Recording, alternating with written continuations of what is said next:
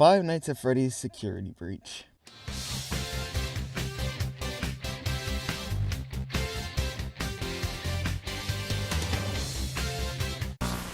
Are you having fun yet? And you are going to be able to talk better. Did you hate the idea that much? Wait, so who the fuck is Vanny? Oh no. Are you... Come on! I'm in there! How you doing, yeah?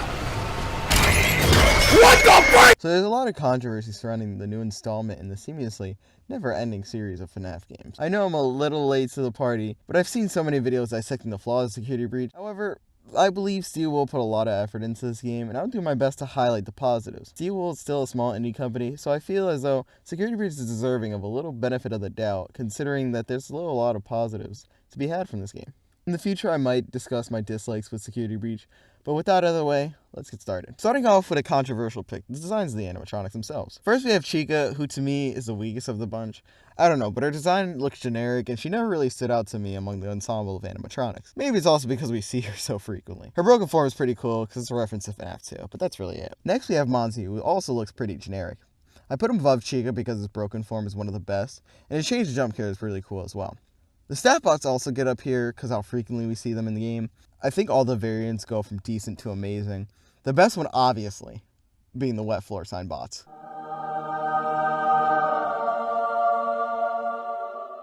For the next one, all my thoughts were kind of scrambled together into one sentence. For Vanessa, I wrote, white woman jump scare. Roxy equals, I'm not a furry, I swear. And Freddy equal dad. Yeah, that's what we're doing. And now we get to go back to our animatronic bear father. I have formed such an emotional attachment to him. If he dies, I will cry. So safe to say I like them. Most of them. My favorite design has to go to Burn Trap. Even though his boss fight is so subpar, his design is really cool because you can see how much the suit's decayed over time, which is how much you could see of William Afton. Now there's definitely no other animatronic or suit that I'm missing. Okay, this design is mid, and Vanny we see like 3 times in the game, so I'm not ranking her. Next thing I wanted to go over was the environment. You can view Security Breach's focus on free roam as a negative or a positive, but honestly, the Pizzaplex is stunning. The mall is on par with many AAA titles. There's so much life in the environment, and it feels like each area of the mall has its own fun design with Easter eggs littered throughout. You have all the gift boxes and fun items that could be references or cool plushies, and the duffel bag that add to the story. I'd be remiss if I didn't talk about the arcade game, because they're some of the coolest minigames in Fnaf. But now, I'm going to rank the Pizzaplex out of 5 pepperoni, with a quick explanation. The main lobby, 4 pepperoni out of 5. Golden Freddy. The atrium, 5 out of 5 pepperoni. Love the main stage, and it's the hub for all the other areas of the game with so many colors, and it's good in my book. Superstar Daycare, 3 pepperoni out of 5. Not as creative, just a regular jungle gym. Wish they got more creative with the sun drop and moon drop. Daycare Theater, 5 out of 5. Comedy bot. As you might have noticed, I am a robot. You know what the difference between humans and robots is. Humans are like, well, I am going to get old and die. Robots are like, I will outlive you all. Phaser Blast, 12 ray guns out of 63.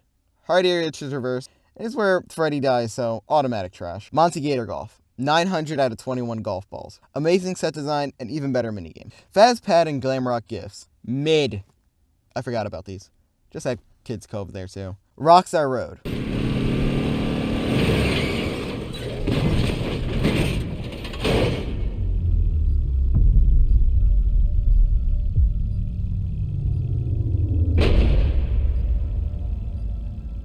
Zero out of 1. Bakery? El Chip. Superstar Cade and Prize Counter. They exist? Mazer-Size. I never want to go back here. That stupid puzzle. Fazcade. 5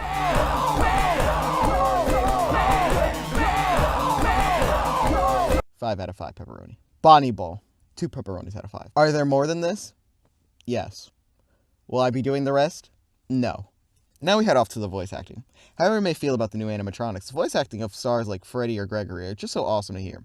Each voice actor brings the characters to life in a way that my other favorite Fnaf game, Sister Location, did. Count Goff is such an amazing voice actor. We can't get Martin Stavek as Gregory, Roxanne, and Vanny. That's kind of it though. when it comes to this game. I kind of wish we heard more from Cameron Miller as Monty. We hear a lot of voice acting in the trailers, but like none of it was used in the game. Maybe we'll see more in the DLC. Now we get to look at the bug fixes. We should also give Steel Wool a hand for the newest update on the game, fixing over 100 bugs in a single update. I counted, and it was 112, I think.